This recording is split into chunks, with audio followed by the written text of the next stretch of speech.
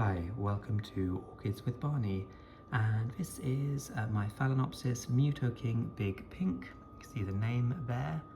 This is its first ever flowering. I got it as a young plant. It actually produced a spike really not that long after I got it, so it probably was initiating that even before I purchased it. And it's taken a while. It took about nearly 3 months for the flower spike to develop and produce these first 2 blooms.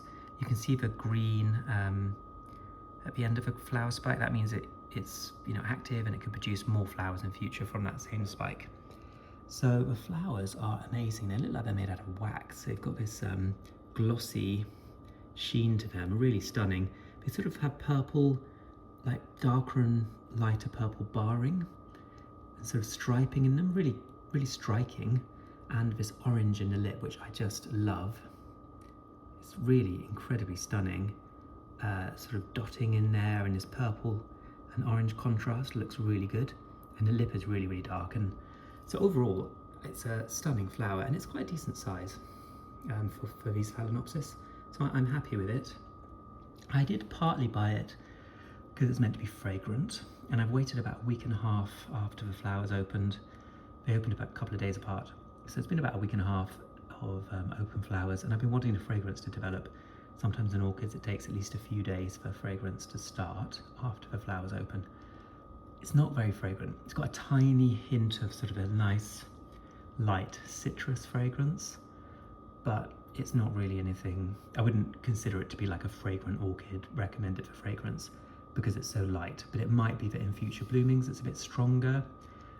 Could be that it's not warm and humid enough. It's just sort of average room temperature here, but next week it's going to be quite warm outside. So I might put it in, it's going to be quite humid. So I might put it in a shady spot outside and see if that helps the fragrance develop. We'll see. Either way, I'm very happy with it just for the flowers. Definitely a keeper.